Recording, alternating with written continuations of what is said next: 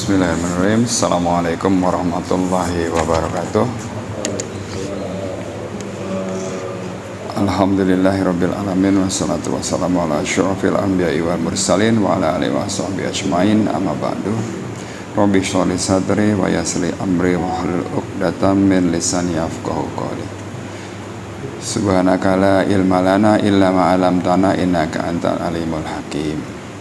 Segala puji dan syukur kita panjatkan kehadirat Allah Subhanahu wa taala atas segala nikmat dan karunia-Nya, yaitu nikmat iman, nikmat Islam, dan nikmat kesehatan.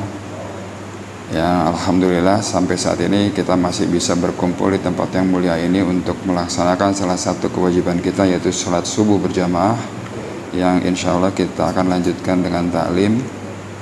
Tak lupa juga kita ucapkan salawat dan salam kepada junjungan kita Nabi besar Muhammad sallallahu alaihi wasallam serta keluarganya dan sahabatnya yang insya Allah sampai pada kita, dan pada yaumil akhir nanti kita termasuk umatnya yang akan mendapatkan syafaat darinya. Amin amin ya rabbal alamin. Sekarang kita share yang ringan-ringan aja ya. Jadi kalau ada seri dari daerah dakwah para nabi, kita udah masuk part yang ketiga nih. Nah, kemarin kita sampai kepada Nabi Yakub dan keturunannya. Jadi Nabi Yakub itu punya anak, sebenarnya ada 12 ya. Di antaranya dari 4 orang istri ya. Ada Imran ya kan, ada Hotman, Levi, Bunyamin, Yusuf, Yehuda, dan segala macam. Nah, yang mau kita bahas sekarang adalah nabi yang banyak sekali disebut dalam Quran, yaitu Nabi Musa alaihissalam. Jadi banyak pelajaran yang bisa kita ambil dari kisahnya Nabi Musa ini ya. Nabi Musa itu adalah putra dari Imran bin Yasar bin Rohits bin Lawi bin Yakub. Nah, jadi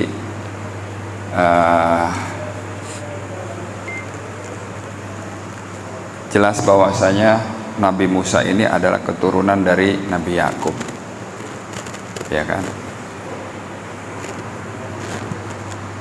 Kalau kita baca dari beberapa literatur, bahwasanya Imran ini punya istri namanya Yukabat, yaitu ibunya Nabi Allah Musa. Tapi dia punya saudara nih. Jadi Nabi Musa itu bukan anak satu-satunya. Nabi Musa itu 3 bersaudara. Jadi anak pertamanya perempuan, namanya Miriam. Anak keduanya Harun.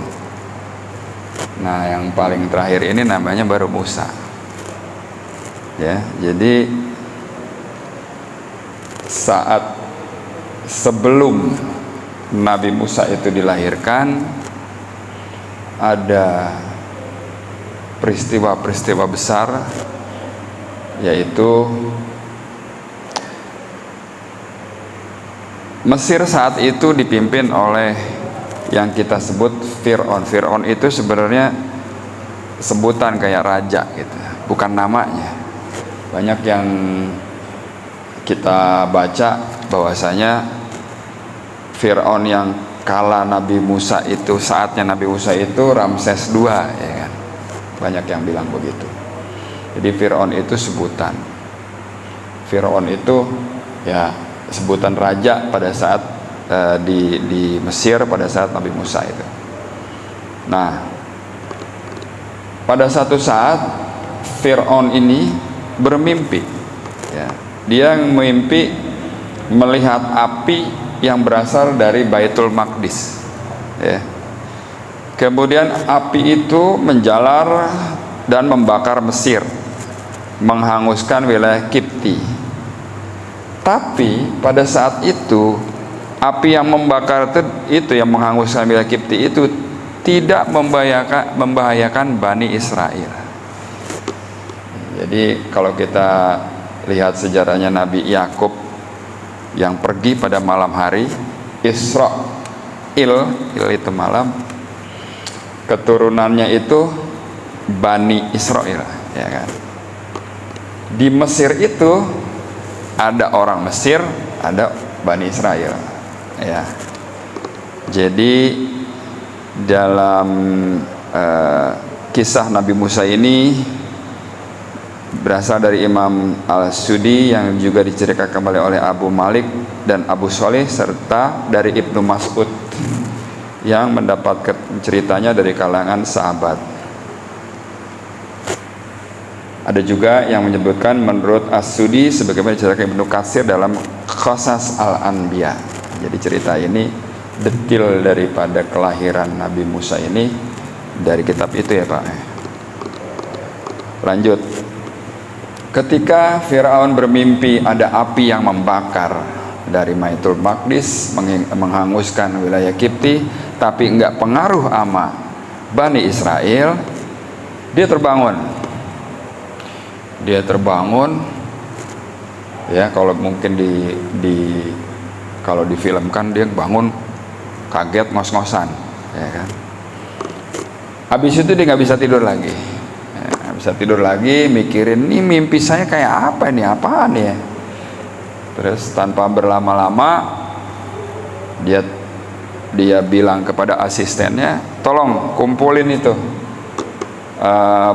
para pembesar pemuka agamanya. Dari waktu itu di kerajaan kan ada yang ngurusin masalah teknologi, ada yang ngurusin masalah agama, ada. Nah, suruh dipanggil tuh ahli agama sama ahli sihirnya Firaun, panggil, tolong kumpulkan mereka pagi-pagi, saya mau rapat besar. Ya, itu ceritanya. Kumpulin para petinggi-petinggi agama mereka, para tukang sihir, lalu dia bercerita tentang mimpinya semalam, ya. Mimpinya itu minta tolong diartikan. Wah, begitu habis ngomong gitu, para petinggi agamanya itu berembuk dia. Masalahnya ini menurut ilmu ini begini. Nah, lalu akhirnya mereka membuat satu kesimpulan bahwasanya tafsir dari mimpi itu adalah akan lahir seorang bayi laki-laki yang akan menghancurkan Mesir. Dan bayi ini berasal dari Bani Israel. Bani Israel itu kan bukan penduduk asli ya. Penduduk aslinya ya orang Mesir. Ngedenger kesimpulan daripada petinggi agamanya itu seperti itu, sejak saat itu Firaun memerintahkan tentaranya untuk meniadakan setiap bayi laki-laki yang baru lahir. Ya. Jadi efek daripada itu, wah ini nggak bener nih, ada yang mau ngeganggu kerajaan aku nih. Dia perintah, para ulu balang, cari bayi yang baru lahir, laki-laki kelaminnya, matiin, ceburin ke Sungai Nil. Wah, saat itu banyak sekali bayi laki-laki yang mati karena perintah raja ini. Lalu di antara orang-orang yang hamil saat itu ada Yukabat, istrinya Imran. Nah, tapi sebelum itu kita ceritakan lagi ya. Sebelum kelahiran Nabi Musa itu, karena kekejaman itu berlangsung bertahun-tahun, setiap pasangan Bani Israel yang baru menikah akan dipantau oleh ulu balang raja tadi. Jadi gini, lihat keliling kampung, oh ini Bani Israel nih, saya yang baru menikah, ya kan, kamu didata. Oke, data Bani Israel baru menikah, kita lihat 9 bulan, kalau lahir laki-laki ambil, buang, ya kan, matiin gitu, ceritanya seperti itu. Tapi kalau perempuan biarin aja. Nah, jadi di dalam satu riwayat dikisahkan para bidan kerajaan yang bertugas membantu kelahiran para bayi diperintahkan untuk langsung membuang bayi yang baru lahir ke Sungai Nil jika yang terakhir adalah laki-laki. Sampai sebegitunya dia sebar pasukannya, ya kan, beserta bidan-bidan yang ibarat kata kalau sekarang dipantau ke seluruh rumah sakit bersalin tuh. Siapa yang lahir laki-laki ambil langsung matiin. Nah, dalam suasana mencekam itu, Imran, seorang keturunan imam dari garis keluarga Levi, jadi anaknya Nabi Yakub, ada yang namanya Levi yang keturunannya dia itu kalau enggak jadi raja, jadi petinggi agama, jadi nabi. Nah, Imran ini takut dengan keadaan seperti itu. Nah, takutnya dia itu sampai ketakutan banget. Akhirnya dia saat itu bilang sama istrinya Yukabat, Bu, ini saya ngelihat kayak begini udah nggak tahan lagi, katanya. Terus ditanya, terus maunya gimana, katanya.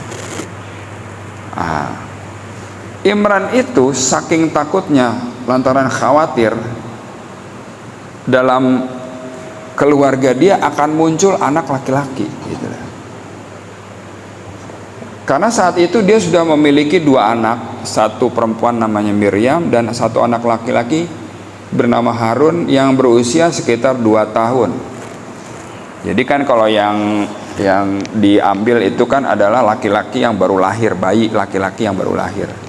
Jadi kalau yang udah lahir udah 2 tahun udah aman, udah bebas. Ya kan? Saking takutnya si Imran ini ingin menceraikan istrinya Yukabat. Karena apa? Karena dia takut bahwa akan lahir anak laki-laki. Padahal saat itu Yukabat sedang hamil, kalau nggak salah hamil 4 bulan. Dia nggak ngasih tahu. Begitu dengar keputusannya Imran seperti itu, dia kaget. Waduh, kok jadi begini, katanya. Nah, Miriam, anak tertuanya itu, yang perempuan itu, dia berkata lantang untuk menentang rencana ayahnya untuk bercerai. Dia bilang begini, keputusan ayah ini lebih buruk dibandingkan titahnya Fir'aun yang membunuhin para bayi. Fir'aun, kenapa? Fir'aun itu hanya memutuskan orang tua dengan anak laki-lakinya. Akan tetapi keputusan ayah ini yang mau berpisah ini akan membuat anak perempuan terputus juga dari orang tuanya. Nah, jadi bisa kita tahu Miriam ini adalah bukan kaleng-kaleng juga. Kakaknya Nabi Musa ini dia udah lebih dewasa dan menentang rencananya ayahnya ini. Dia bilang kalau cuman keputusan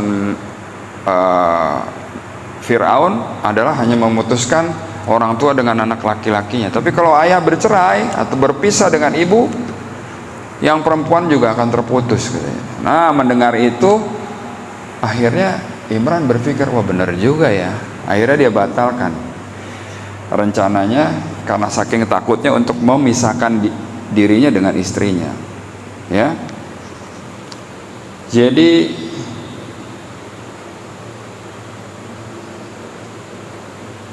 keputusannya dia untuk tidak berpisah, ya. Jadi Bani Israel itu ada satu kayak paguyubannya ya gitu ya. Mendengar berita gitu, terus akhirnya dia batal bercerai. Tadinya kalau dia berpisah akan diikuti oleh Bani Israel yang lain, tapi begitu dia memberikan keputusan, aku nggak jadi pisah, itu diikutin juga sama kaumnya, gitu. Sama apa namanya, keluarga dari Bani Israel itu sendiri.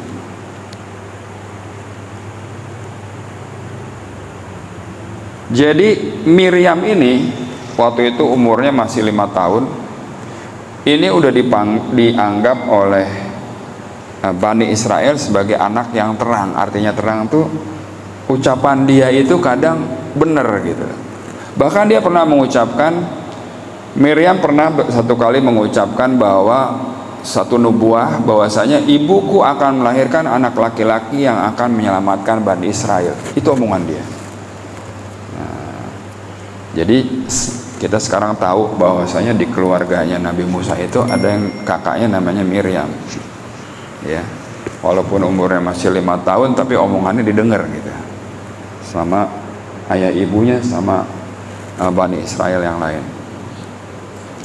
Nah, ternyata hamil makin besar, Yokabat melahirkan anak laki-laki. Betapa takutnya Imran dan Yokabat saat itu. Anak laki-laki nih, waduh, jangan sampai ketahuan sama askar nih, bisa diambil, bisa dimatiin nih, gitu kan.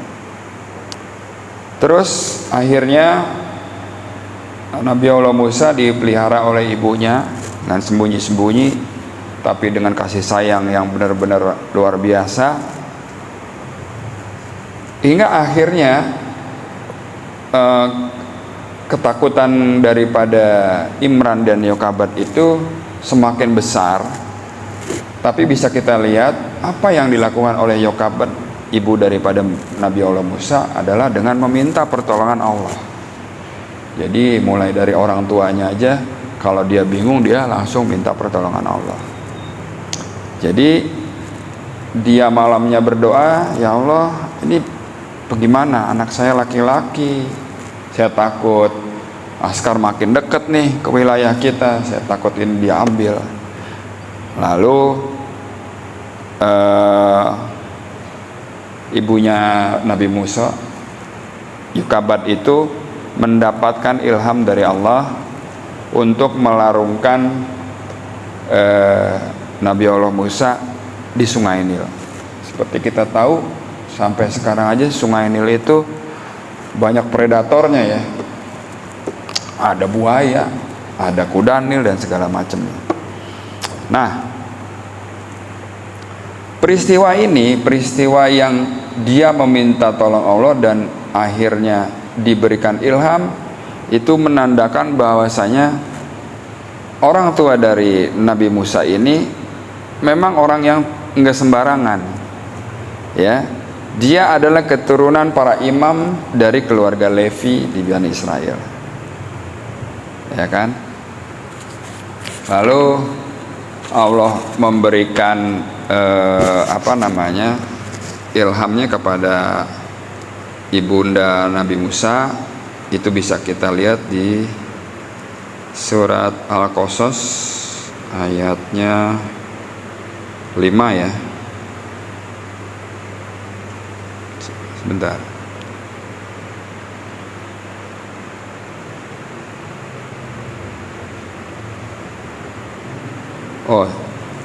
Al-Qasas ayat 7. Jadi A'udzubillahi minasyaitonirrajim. Wa auhayna ila ummi Musa an ardi'ihi fa iza khifti alaihi fa alqihi fil yammi wa la takhafi wa la tahzan inna radduhu ilaiki wa ja'iluhu minal mursalin. Dan kami ilhamkan kepadanya ibunya Musa, susuilah dia, dan apabila engkau khawatir terhadapnya, maka hanyutkanlah dia ke Sungai Nil. Dan janganlah engkau takut dan jangan pula bersedih hati. Sesungguhnya kami akan mengembalikannya kepadamu dan menjadikannya salah seorang rasul. Itu janji Allah kepada ibundanya Nabi Musa. Larungkan ke Sungai Nil, kami akan kembalikan ia kepadamu. Nah, bagaimana caranya? Tapi karena ibunda Nabi Musa ini adalah orang yang beriman dan dia percaya apa yang dikatakan oleh Allah itu nggak akan meleset gitu loh. Ini anaknya dilarungkan di sungai pasti selamat, nggak digomeng-gomeng sama nggak di rusuhin sama yang namanya ada di Sungai Nil gitu. Jadi Allah berjanji mengembalikan Musa pada ibunya nanti. Bagaimana ceritanya? Kita lihat nanti. Dengan hati yang penuh tawakal kepada Allah Ta'ala, sang ibu mengalirkan bayi Musa yang baru berusia beberapa bulan itu ke sungai Nil di dalam sebuah tabut. Jadi ada keranjang, ya, di situ dikasih selimut dan segala macam, ditaruh Nabi Allah Musa, dilarungkan. Dia percaya bahwasanya Nabi Musa akan selamat, gitu ya. Nah, ketika dia selesai melarungkan, dia bilang kepada Miriam, kamu tolong ikutin tabut ini mengalir kemana, gitu. Namanya seorang ibu kan dia khawatir juga ya, tapi itulah dia. Jadi boleh kita lihat di Al-Qasas ayat 11 bahwasanya ibundanya Nabi Musa itu menyuruh kakaknya Miriam itu untuk ngikutin kemana tuh ngalirnya. Nah, hingga akhirnya saat melintasi daerah istana, tampaklah tabut itu oleh para dayang-dayang. Jadi kalau misalnya biasanya sore hari istrinya Firaun, Siti Asia itu dia mau bersantai di pinggiran kali gitu, ditemanin para dayang-dayang. Para dayang-dayangnya ngelihat, wih, ada ini nih tabut nih ngalir. Tiba-tiba tabut itu ngalir, mungkin ya akan di Allah memerintahkan malaikatnya untuk diarahin tuh alir sungai, akhirnya nyandar tuh di dekat istrinya Firaun beristirahat. Terus sama dayang-dayangnya diambil gitu.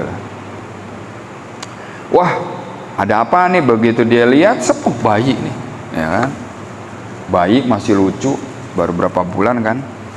Diambil, dibawalah ke istrinya Firaun.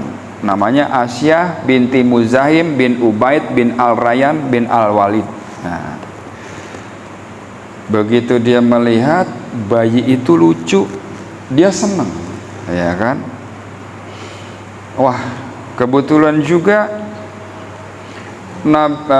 Siti Asia ini istilahnya kepingin punya bayi lagi gitu. Ini ada nih yang orang ngelarungkan bayi ini, tiba-tiba diambil sama dia, dibawa ke kerajaan, ya. Begitu sampai di kerajaan, ditanya sama yang namanya Firaun, wahai istriku, apa yang kamu bawa? Wah, aku dapat rezeki nih. Rezeki apa maksudnya? Nih aku dapat ini nih. Apa? Begitu dilihat bayi kan, namanya bayi, belum ketahuan mana laki mana perempuan. Tapi kan namanya Firaun ditakut aja. Anak siapa tuh katanya? Kata istrinya itu, dia bilang, ini anak aku katanya. Aku mau pelihara dia, mau membesarkan dia. Bisa kita lihat, kalau sekarang orang bilang emak-emak itu adalah ras terkuat di bumi. Firaun yang begitu kejamnya, setiap ada bayi laki lahir terus dimatiin. Begitu ngelihat ada bayi dipegang sama istrinya, apa dia berani ngambil terus dimatiin? Enggak berani, ya kan? Dia ikutin apa mau istrinya. Ini bayi aku, jangan kamu sentuh dia. Aku mau didik dia, mau besarkan dia. Ya udah, akhirnya ya udah deh. Tapi kan namanya was-was masih aja. Begitu dia kelaminnya, wih, laki-laki lagi nih, waduh, bahaya ini gitu. Jadi dia mengiyakan istrinya untuk ngambil bayi itu, mau membesarkan, tapi dia juga khawatir. Ini anak laki-laki pula, nggak tahu dari mana ini, bayi Bani Israel atau bayi Mesir, nggak ngerti juga. Nah, saat itu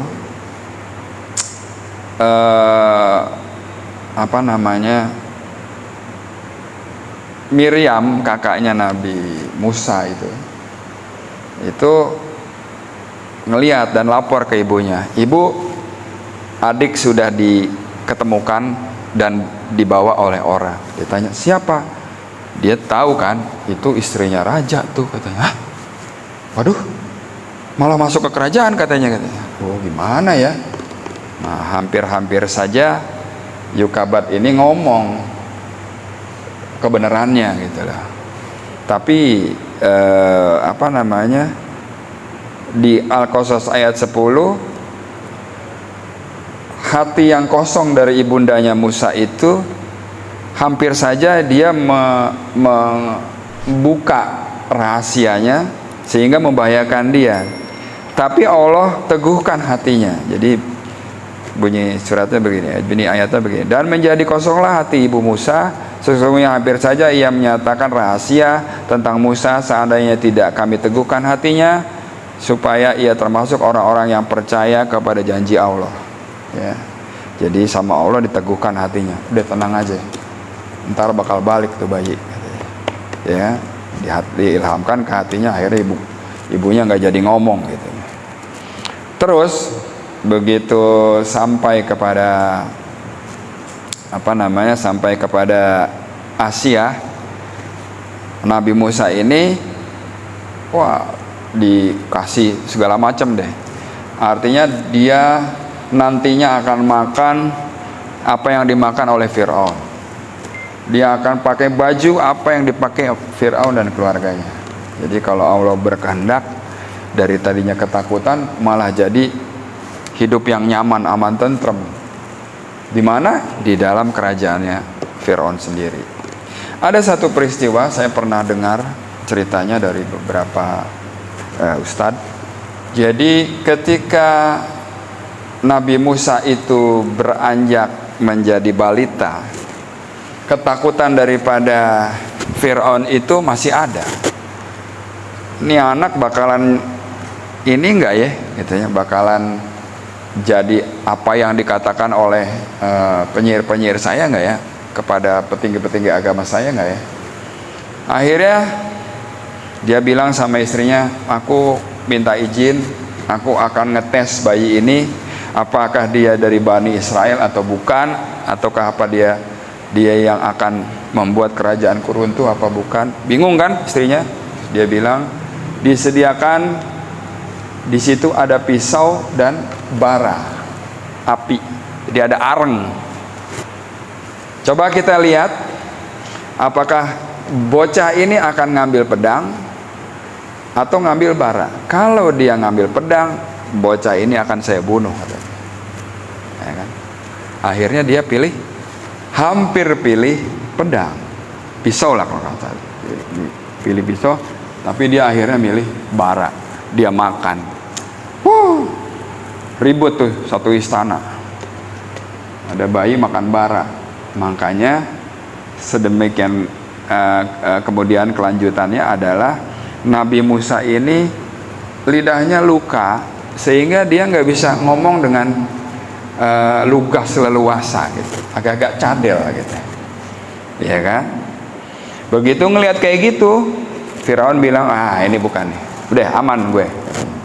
Ya udah, kamu boleh memelihara dia, membesarkan dia katanya.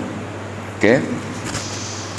Nah sebelum itu, sebelum kejadian dia balita, waktu masih bayi, dia mau disusuin, nggak mau. Di istana itu banyak istilahnya anggota-anggota asisten dari kerajaan yang lagi hamil dan menyusui. Dipanggilin satu-satu, kamu ngumpul, kata Asia, kumpul sini, ini saya punya bayi, dia dari tadi nangis sepertinya lapar, tapi saya nggak tahu mau nyusuin kemana, coba kamu susuin. Gak ada yang mau susuin, ini nggak mau susuin, nangis terus. Nah di antara, jadi istilah kata tuh, kerajaan saat itu punya bidan-bidan gitu. Ada salah satu bidan yang mungkin masih saudara gitu, dan Miriam bertemu dengan dia. Bahkan kalau salah satu riwayat bilang bidan itu Miriam sendiri, tapi saya melihatnya kalau nggak salah kan beda umurnya. Waktu itu Miriam masih kecil ya, tapi dia tahu, si Uwa ini nih ya, ada nih, dia tersiarlah berita bahwasanya bayi yang baru didapatkan oleh Asia ini nggak mau nyusu, bikinlah sayembara, siapa yang mau nyusuin nih, kan gitu ya. Dicobain satu-satu, nggak ada yang mau. Akhirnya Miriam ngomong sama si bidan-bidan ini, aku punya ibu yang lagi menyusui juga, mungkin saja dia bisa membantu. Oh, benar, kalau emang bisa, saya bawa ibumu untuk tinggal di istana, kata dia bilang gitu. Rahasia bilang gitu. Datanglah ibunya. Begitu dia ngelihat sedikit mukanya daripada Nabi Musa, ibunya hampir aja nangis. Kalau saja ibunya nangis, ketahuan. Akhirnya dia susuin. Nah, dengan begitu janji Allah tertepati oleh Yukabat, ibu daripada Nabi Musa. Disusuin, langsung diam. Wah, rame tuh di kerajaan. Ini dia nih yang menyusui. Deh, tinggal di sini aja. Akhirnya apa? Dari tadi keadaan yang tidak aman, akhirnya menjadi aman. Ibu dan anak bersatu di kerajaan. Ya. Jadi di Al-Qasas ayat 13, maka kami kembalikan Musa kepada ibunya supaya senang hatinya, tidak berduka cita, dan supaya mengetahui bahwa janji Allah itu adalah benar. Tetapi kebanyakan manusia tidak mengetahuinya, ya. Akhirnya Nabi Musa hidup remaja, ya, sampai dengan dia dewasa. Nabi Musa itu orangnya nggak suka ngelihat orang susah. Jadi kalau ada orang susah, dia bawaannya pengen nolong, gitu. Ya. Dia senang sekali membela orang yang lemah. Jadi ada orang dibully, dia datengin, dia pisahin, dia tolongin. Nah, lalu beranjak dia dewasa, ya. Di surat Al-Qasas ayat 14, saat remaja Allah memberikan dia hikmah, ya. Dan setelah Musa cukup umur dan sempurna akalnya, kami berikannya kepadanya hikmah, kenabian, dan pengetahuan. Dan demikianlah kami memberi balasan kepada orang-orang yang berbuat baik. Kita lihat di surat Al-Qasas ayat 14 ini, dia mendapatkan kenabian saat dia lagi remaja, ya. Saat dia lagi remaja, dia tahu mana yang baik, mana yang benar, dikasih pengetahuan oleh Allah. Seperti kita tahu, nantinya ketika dia tua, dia mendapatkan istilahnya dijadikan benar-benar nabi dan rasul itu kan ketika dia sudah berkeluarga, Pak. Dapat wahyu pertamanya di Bukit Tursina, ya. Nah, lagi saat remaja dia udah memiliki kemampuan untuk itu tadi, nolongin orang, ya kan, ada orang bertikai, dia tengahin dan segala macam. Nah, pada satu saat ada orang Bani Israel, dia lagi jalan-jalan di jalanan gitu ya, jalan-jalan ke pasar, kemana-kemana dia ngelihat sekelilingnya gitu ya. Dia lihat mana yang mesti saya bantu nih gitu, karena dia anak raja, katakanlah begitu, anak angkat raja, tapi hatinya baik. Di dekat pasar itu ada orang berantem, Pak. Satu orang Bani Israel, satu lagi orang Mesir. Yang mana orang Mesir itu adalah salah satu, katakanlah arminya tentaranya Firaun. Begitu lagi ribut-ribut besar begitu, akhirnya dia tengahin. Nah, dia tengahin, udah, kenapa mesti ribut nih, begini. Tapi saat itu nggak tahu bagaimana terjadi perkelahian. Nah, Nabi Musa maksudnya mau melerai, akhirnya dia terlibat perkelahian, dia pukul itu orang, dia gampar, mati. Begitu dia gampar, jedet, jatuh, gak lama wafat dia. Wah, panik lah itu Firaun, ya kan. Terus akhirnya dia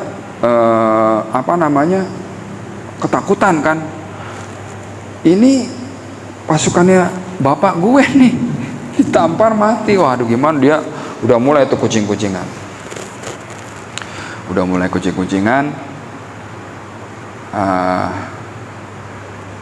Saat itu kejadiannya ada di kota Memphis, Pak, ya.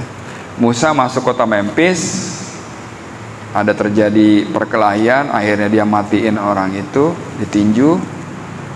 Terus Nabi Musa kaget dan dia berkata, ini adalah perbuatan setan, sungguh setan itu adalah musuh yang menyesatkan, lagi nyata permusuhannya. Musa takut Firaun akan memarahi dia karena satu pasukannya mati di tangannya. Apa yang dilakukan oleh Nabi Musa ketika dia tahu dia salah, maka dia bertobat dan berdoa. Kita lihat di Al-Qasas ayat 16 dan 17-nya. Jadi bisa kita lihat di situ Al-Qasas ayatnya 16 dan 17. Oke, kita lihat. Dan Musa berdoa, ya Tuhanku, sesungguhnya aku telah menzalimi diriku sendiri, maka ampunilah aku. Maka dia, Allah, mengampuninya. Sungguh Allah dialah yang maha pengampun dan maha penyayang. Kita lihat bagaimana doanya, dan ini bisa kita tiru. Ketika kita melakukan satu kesalahan, kita langsung bertobat. Apa doanya? Nah, Robbi ini zolamtu nafsi faghfirli faghfara lahu innahu huwal ghafurur rahim. Ya, jadi pertama adalah pengakuan bahwasanya aku sudah menzalimi diriku sendiri. Lalu di ayat ke-17-nya, Rabbi bima an'amta alayya falan akuna zahiran lil mujrimin. Jadi, ya Tuhanku, dan nikmat yang telah Engkau anugerahkan kepadaku, maka aku tidak akan menjadi penolong bagi orang-orang yang berdosa. Dia saking lagi takutnya tuh ya. Wah, aku telah berbuat salah. Maka pertama dia bertobat, dia mengakui bahwa dia telah zalim kepada dirinya. Yang kedua adalah dia berjanji tidak akan menolong orang yang salah lagi, gitu. Jadi yang dia tolong harus orang yang benar nih. Karena itu Musa menjadi ketakutan berada di kota itu sambil menunggu akibat perbuatannya. Ya, tiba-tiba orang yang sama yang kemarin ribut ditolongin, dia lari lagi ke Nabi Musa. Nabi Musa, tolong saya ribut lagi nih. Dia lihat, lah lu kan orang yang kemarin loh. Ribut sama siapa lagi? Sama orang Mesir lagi. Jadi temennya sesama pasukan itu nggak terima temennya mati, samperin. Mana orangnya? Dicariin tuh orang Israel itu, Bani Israel lari lagi ke Nabi Musa. Dia bilang, waduh, ini kan orang yang kemarin, gara-gara lu gue bunuh orang, katanya gitu. Terus bagaimana? Begitu dia ngedatengin Nabi Musa, orang itu datang. Si orang yang nggak terima itu, orang Mesir itu datang. Lu yang kemarin bunuh teman gue, katanya. Gue mau menuntut balas. Terus si orang ininya kan dicekal tuh, orang Bani Israel, dipisahin sama Musa. Tar dulu, ada apa nih? Gitu. Si orang ini apal Nabi Musa. Kemarin kamu yang mukul teman saya, katanya. Terus dia bilang, situ mau belain lagi dia, mau mukul saya sampai mati lagi. Ntar loh, gua laporin, katanya. Ngedengar begitu, Nabi Musa takut. Wah, kagak bener nih gua nih. Akhirnya dicabut, pergi. Ya, bimbang, dia kena mental. Lalu lagi lagi bingung nih, lagi misahin, lagi bingung. Wah, gue mesti gimana nih? Tiba-tiba dari jauh ada orang datang, ada lari. Hei Musa, Bani Israel juga. Hei Musa, hati-hati loh, pasukan lagi datang nih kemari, katanya, nyariin lu, katanya. Bilang begitu. Wah, lagi mau misahin. Nggak bener nih, cabut dia, pergi. Dia cabut, ya, takut ketangkap, dicemas, dia pergi. Tujuannya adalah kota Madian. Ya, bisa kita lihat di kasus Al-Qasas ayat 21. Maka keluarlah Musa dari kota itu dengan rasa takut, menunggu-nunggu dengan khawatir. Dia berdoa, ya Tuhanku, selamatkan aku dari orang-orang yang zalim. Doa ini bisa kita baca ketika kita merasa dizolimi sama orang, ya. Apa doanya? Coba kita lihat ayat 21. Ya. Nah, ini doanya. Rabbi najini mina qaumiz zalimin. Rabbi najini mina qaumiz zalimin, ya. Dia keluar, ya Tuhanku, selamatkan aku dari orang-orang yang zalim itu, ya. Itu doanya, bisa kita lihat. Terus dia kabur, keluar dari kota Memphis menuju kota Madian.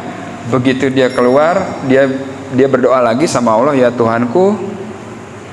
Ketika dia menghadap ke jurusan Madian, dia berdoa lagi, mudah-mudahan Tuhanku memimpinku ke jalan yang benar. Ya. Jadi dia lari ke kota Madian yang lumayan jauh dari pusat kota tempat tempat Firaun berkuasa, ibu kotanya. Dia pergi ke arah Madian. Terus dia kabur, nggak kekejar, sampai pada suatu daerah dia ketemu sumur, Pak. Dia ketemu sumur, dia lihat orang berebutan ngasih makan ternaknya. Di antara orang lagi berebutan itu ada di pojokan dua orang cewek megangin ternaknya. Dia ngeliatin, aneh nih katanya. Ini berebutan, itu ngapain? Dia deketin tuh cewek itu. Mbak, lagi ngapain? Katanya gitu.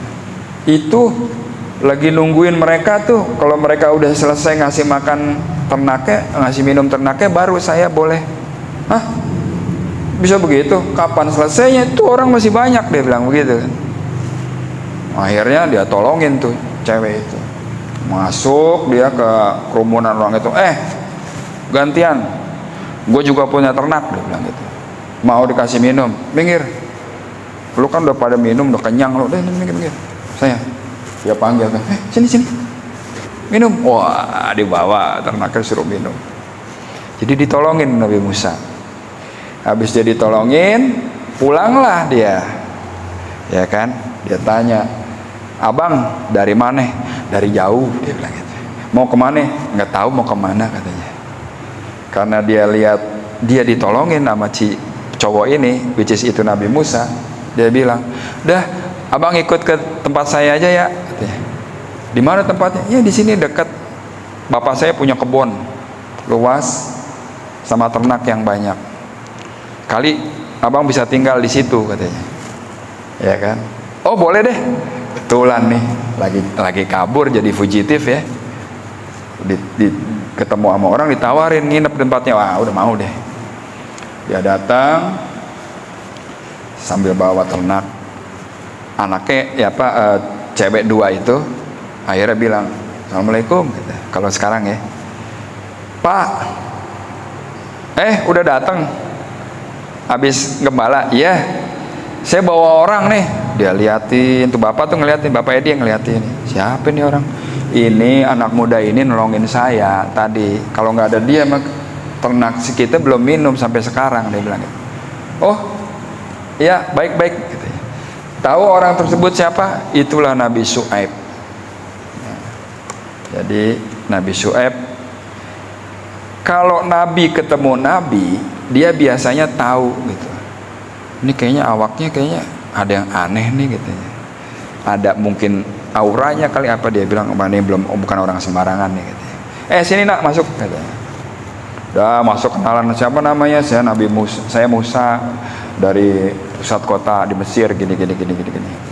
Dia ceritalah, lu kenapa sampai jauh-jauh lah jalan kemari? Ada mau perjalanan dagang? Enggak, saya lagi kabur, Pak.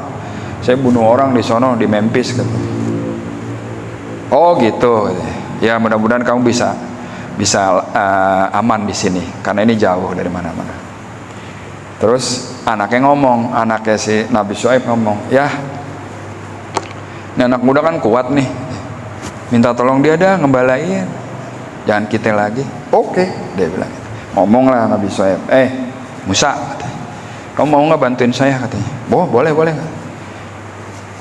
Gini ya, kamu gembala kambing ternak saya kasih makan, saya kasih tempat. Kalau udah 8 tahun kamu menggembala kambing untuk saya, kamu boleh menikahi anak saya. Pilih, katanya. Jadi ngomongnya begitu. 8 tahun menggembala sama saya, kamu boleh pilih di antara 2 anak saya. Kebetulan 2 anaknya mau, Pak. Lihat tuh Nabi Musa ganteng juga kali ya. Oke nih, katanya. Nabi Musa ditawarin gitu, waduh, boleh juga nih, katanya. Nah, nggak sampai di situ. Nabi Syuaib ngomong, kalau kamu menggembalakan ternak saya itu 10 tahun, maka kamu bisa ambil dua-duanya. Apa yang diambil sama Nabi Musa? 8 tahun tapi 10 tahun. Ya. Yang diambil yang 10 tahun, Pak. Dia bisa milih, dia bisa ambil dua-duanya. Maka 10 tahun dia mengembalakan ternaknya Nabi Syuaib. Ya, nanti pada kesempatan berikutnya kita ngobrol tentang Nabi Syuaib, karena Nabi Syuaib diutus di Madian juga bukan kaleng-kaleng. Dia membenarkan akhlak yang udah pada rusak di Madian, dan dia sekarang punya mantu, ya kan? 10 tahun dia kerja sama Nabi Syuaib, dinikahkan oleh anaknya, ya kan, dinikahkan kepada anaknya, akhirnya jadi satu keluarga. Ya. Nabi Musa punya istri, anaknya Nabi Syuaib. Berapa tahun kemudian dia masih tinggal di situ, dia dengar berita bahwasanya kekejamannya Nabi Musa itu, kekejamannya Fir'aun itu makin menjadi. Nabi Musa dengar kabar-kabarnya. Jadi ada orang datang ke tempatnya, lewatin tempatnya Nabi Syuaib. Dia, di Mesir sekarang begini. Waduh. Akhirnya hatinya tergerak untuk balik ke kampung halamannya. Ya. Dia akhirnya izin kepada Nabi Syuaib, saya pengen balik. Saya mau bawa keluarga kecil saya ini untuk tinggal di pusat kota. Nabi Syuaib yang emang bukan orang biasa, dia tahu ini orang mau berdakwah. Ya deh, bawa deh. Nah, gitu kan. Akhirnya dia bawa dari Madian menuju Mesir lagi. Pada pada saat dia melewati Bukit Tursina, kala itu malam, kabilahnya beristirahat, dia ngelihat api, Pak, di bukit. Wah, api itu. Dia ngomong sama keluarganya, sama kabilahnya, lu pada tunggu sini dulu ya, saya mau ke atas ngambil api, katanya. Kali aja bisa terang, ya kan? Akhirnya dia ke sana, dia ke bukit. Api itu, aku mau ambil, dia cari ranting, dia mau sundut ke api itu, ada suara.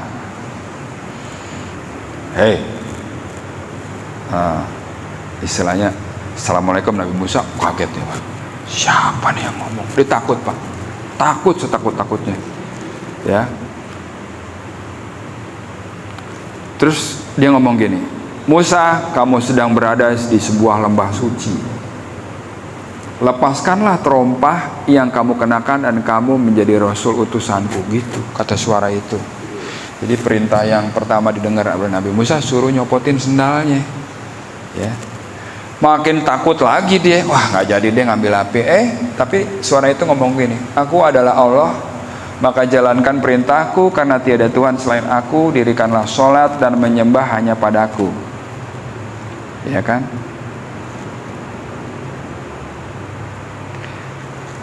Begitu dia dengar seperti itu, dia tenang. Oke, diangkat jadi rasul nih, ya kan? Nah, tetapi beberapa saat kemudian, jadi Nabi Musa itu bisa ngobrol langsung sama Allah kan ya. Ada perintah selanjutnya, kamu udah jadi rasulku, maka berdakwahlah. Kamu kan pengen pulang ke kampung halamanmu, dakwahin tuh Firaun. Nah kaleng-kaleng sudah didakwahin. Bayangin aja penguasa yang sekarang berkuasa didakwahin sama dia, bagaimana ceritanya? Nabi Musa ngomong, ya mangga. Nabi Musa ngomong, ya Allah, kamu tahu kan, aku agak-agak cadel gitu, ngomong susah, ya kan? Bagaimana kalau Nabi Harun, kakak saya jadiin teman dakwah saya, boleh enggak? Karena ternyata Nabi Harun itu ngomongnya fasih banget Pak, kayak pembicara-pembicara deh, ya kan? Ngomongnya fasih, lancar segala macam, ya bisa berbagai bahasa.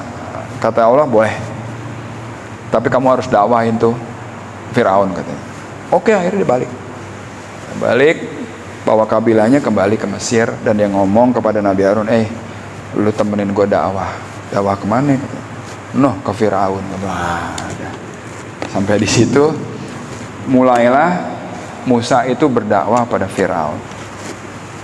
Nah, ini kebetulan udah jam 6, kita sudahi dulu sampai di sini.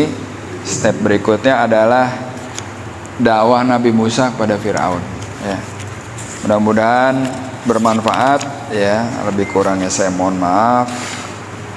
Jika mungkin gak ada yang ditanyakan lagi, maka saya tutup kaji ini dengan doa kafaratul majlis. Subhanakallahumma wa bihamdika asyhadu an la ilaha illa anta astaghfiruka wa atubu ilaik.